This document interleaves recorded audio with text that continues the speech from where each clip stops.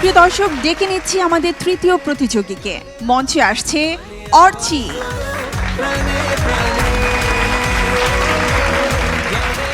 অর্চি, কেমন আছো? এই তো আপু, ভালো আছি। তুমি কেমন আছো? ভালো আছি, এবং তোমাকে দেখতে খুব সুন্দর লাগছে। Thank you. অর্চি, আজ কি গাইবে?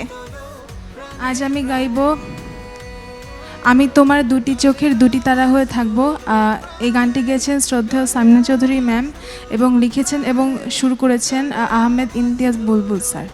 এবং গানটিতে যিনি অভিনয় করেছিলেন তিনি সামনে বসে আছেন। জি, সামিনা ম্যাম গেয়েছেন, সেও সামনে বসে আছেন। And I am feeling myself so lucky. দুজনকে একসঙ্গে আমি সামনে দেখতে পাচ্ছি। সো অর্চি, তোমার জন্য অনেক অনেক শুভকামনা রইল। থ্যাংক ইউ আপু।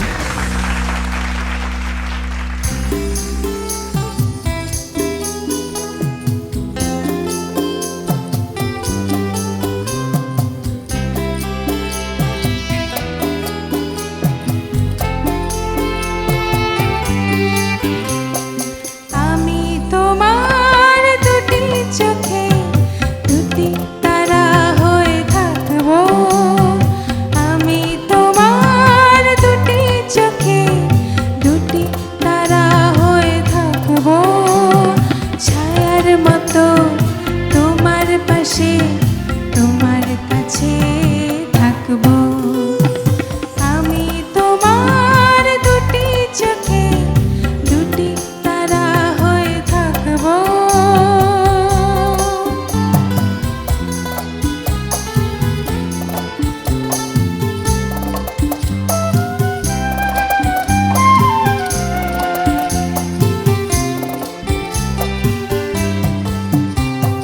ফুল হয়ে গন্ধ দেব, সুর হয়ে ছন্দ দেব।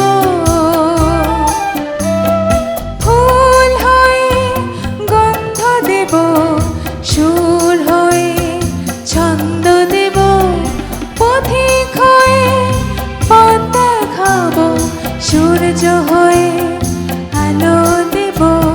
মনের ভেতর ঘর বানিয়ে, মনের ভেতর ঘর বানিয়ে সেখানে তোমাকে আমি রাখবো। আমি তোমার দুটি চোখে দুটি তারা হয়ে থাকবো।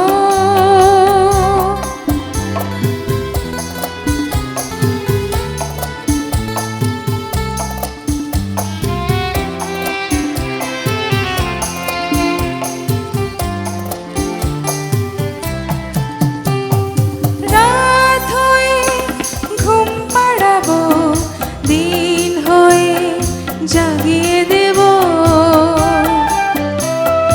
রাত হয়ে ঘুম পাড়াবো, দিন হয়ে জাগিয়ে দেব। রংধনু হয়ে আমি তোমার মন রাঙিয়ে দেব। তোমার সুখে জন্যে আমি, তোমার সুখে জন্যে আমি জীবন বিলিয়ে দিতে পারবো। আমি তোমার দুটি চোখে দুটি তারা হয়ে থাকবো।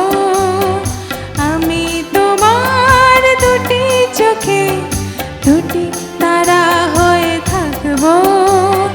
ছায়ার মতো তোমার পাশে তোমার কাছে থাকবো। আমি তোমার দুটি চোখে দুটি তারা হয়ে থাকবো।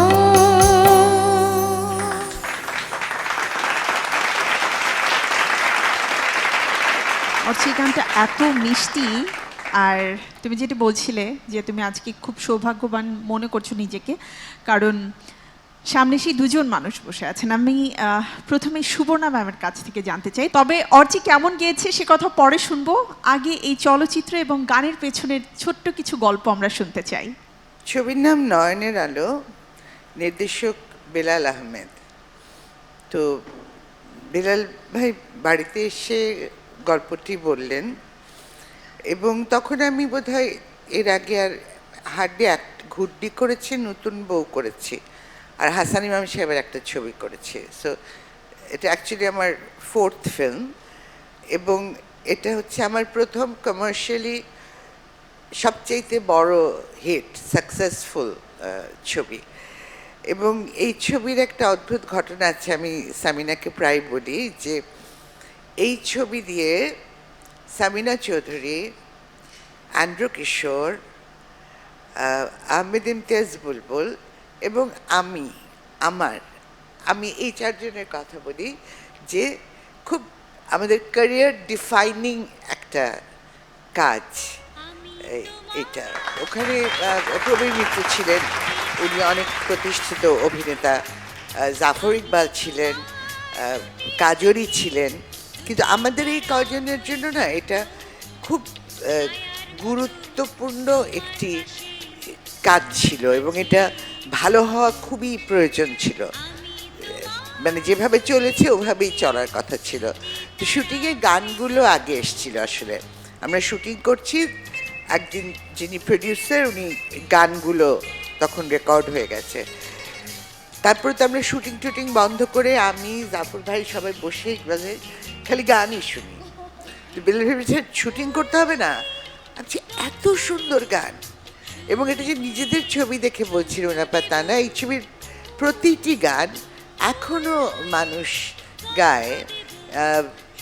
আমার বুকের মধ্যেখানে মন যেখানে, হৃদয় যেখানে, আমার সারা দেহ খেয়েও গো মাটি, কোনো না কোনো কম্পিটিশনে কেউ না, এই আছি এই নাই, আমার বাবার মুখে প্রথম যেদিন শুনেছিলাম গান। তো এই গানগুলো আমার খুব ভালো লাগে, আমি যখনই দেখি, স্পেশালি এই গানটা, এটা আমার সলো একটা গান ছিল, আমি তোমার। আর এই গানটা নিয়ে একটা সুন্দর গল্প আছে, সেটা হচ্ছে ছবির একদম লাস্ট ফ্রেম হচ্ছে আমার একটা ছবির উপরে ক্যামেরাটা জুম করে। তো অরিজিনালি এখানে আমার বুকের মধ্যে এখানে গানটা ইউজ করার কথা ছিল, কিন্তু ডিরেক্টর ডিসাইড করলেন যে না, আমি তোমার দুটি চোখের দুটি তারা হয়ে থাকবো, এই গানটি ইউজ করা হবে। অনেক স্মৃতি, মানে আমরা হিসাব করছিলাম যে কত আগের। হ্যাঁ, তখন ওই যে প্রশিক্ষার আন্ডার কনস্ট্রাকশন ছিল সব কিছু দিয়ে আটকে আটকে আটকে আটকে একটা সুন্দর বাগান করে, যেখানে সুবর্ণা আর কাজুরি দুজনই একটা মানুষকেই ভালোবাসে, এবং ভালোবেসে সুবর্ণা তার চোখ দুটো যাওয়ার সময় সেই মেয়েটাকে দিয়ে যায়, যে মেয়েটা অন্ধ ছিল। আমার ক্যারেক্টারটা মারা যায় এনিওয়ে। অ্যান্ড অর্চি, এটা বুঝতেই পারছি গানটার সাথে আমার একটা ইমোশনাল অ্যাটাচমেন্ট আছে। তোমার গলা খুব সুন্দর Archi, you have a beautiful voice. এবং আমি শুনলাম তুমি ক্লাস 10-এ পড়ো। জি ma'am. So definitely proper training এবং শুদ্ধ সঙ্গীত চর্চার মধ্যে দিয়ে তুমি অনেক বড় শিল্পী হওয়ার পোটেনশিয়াল তোমার ভেতরে আছে। Thank you so much. And I wish you all the best. Thank you ma'am. ধন্যবাদ ম্যাম। ডেফিনেটলি এবারে সামিনা ম্যামের কথাই শোনা উচিত, কিন্তু তারপরেও আমি একটু তো টুইস্ট রাখতেই চাই। বন্যা ম্যামের কাছ থেকে আগে শুনবো কেমন লাগলো অর্চির গান। তোমার গানটা আজকে আমার যেটা মনে হলো যে এইটাও আমি বারবার বলেছি, টেইল নোটগুলো, গানটা খুব সুন্দর করে গাইছো, হ্যাঁ, কিন্তু যখন শেষে এসে যখন দাঁড়াচ্ছ, মানে সুরটা শেষ হয়ে যাচ্ছে, কথাটা শেষ হয়ে লাস্ট নোটের জায়গাটা, ওইটা তোমরা অ্যালার্ট থাকো না, ওই জায়গাটা কেমন নড়ে যাচ্ছে টেইল নোটগুলো। ওইটা এই আজকের গানে তোমার বেশ কয়েকবার হয়েছে, ওই যে নোটগুলো তো খুব সুন্দর, ওঠানামা আছে বেশ, হ্যাঁ। তো ওই জিনিসগুলো আরও অ্যালার্ট হবে, গলাটা সুন্দর। অবশ্যই ম্যাম, অবশ্যই। আরও ওই যে বিশেষ করে শেষ করছি আমি লাস্ট, তখন কি হয়, ছেড়ে দেই আমরা, আর ঠিক আছে হয়ে গেছে, শেষ করে ফেলছি। কিন্তু ওই টেল নোটগুলিতে এসে ওই জায়গাটাও মানে একদম শুরু থেকে শেষ পর্যন্ত আমাকে একদম দাঁড়িয়ে থাকতে হবে, সুরে স্টেডি, এটা খেয়াল করবে। ধন্যবাদ সামিনা ম্যাম। আসলে এই গানগুলো যখনই শুনি তখনই আমার মনে হয় যে কি জানি 40 বছর আগের গান। মানে আমি তো এই গানটি 82 সালে গেয়েছি, আর এই গানটা যখন মানে শুটিংটা হয় তখন আমরা সবাই গেছিলাম শুটিংটা দেখতে। সেই মানে তখন বুঝেছিলাম যে এত রোদের মধ্যে যখন মানে শিল্পীরা শুটিং করে কি পরিশ্রমটা যে তারা করে, সেদিন আমার মনে হয়েছিল সত্যি মানে বিশেষ করে চলচ্চিত্র শিল্পীদের, অভিনয় শিল্পীদের মানে অত্যন্ত স্যাক্রিফাইসিং একটা লাইফ, মানে ভাবা যায় না। আর কাজুরি, সুবর্ণা মুস্তফা এবং জাফর ইকবালের যে একটা ত্রয়ী একটা যে ভালোবাসার ছবি, এবং যতবার ছবিটা দেখেছি ততবার কেঁদেছি। এত সুন্দর করে বানানো ওই সময়, সেই 83 সালে, 82-83 সালের ছবি। তুমি একদম একদম অ্যাকুরেটভাবে গানটা তুলেছ, যেটা খুবই ইম্পর্ট্যান্ট। মানে অন্তত আমি বলি এটা, গানটা খুব মাইনরলি শুনবে, প্রতিটা কাজ ভালো করে দেওয়ার চেষ্টা করবে, কিন্তু গলাটা তোমার নিজের মতো থাকুক।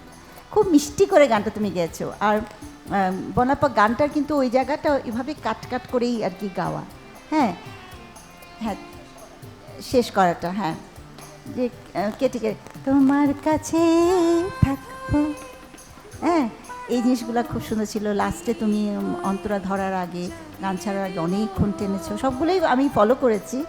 তো ওভারঅল আমার কাছে গানটা খুবই ভালো লেগেছে এবং উচ্চারণ ভালো ছিল।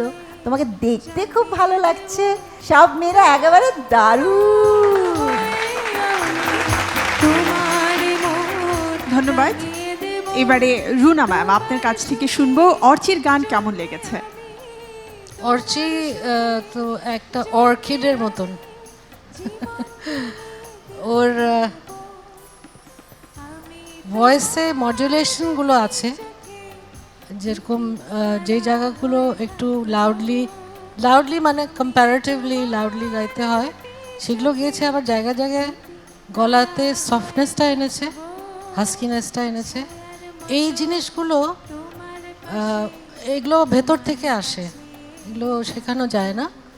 অ্যান্ড ও করেছে এটা, আমি ওটাই লক্ষ্য করছিলাম যে যেখানে সফট করার সেখানে সফটলি গাইছে, আবার যেখানে নর্মাল গাওয়া সেখানে নর্মাল গাইছে। আমার কাছে যেটা বলবো যে এক কথায় wonderful, absolutely wonderful. And I pray for you, blessings থাকলো আমার, তুমি আরও ভালো করবে ইনশাল্লাহ, সবার জন্যই দোয়া থাকে।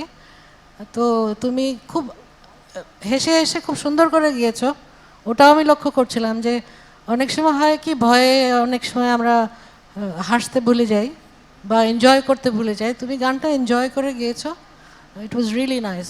Thank you so much.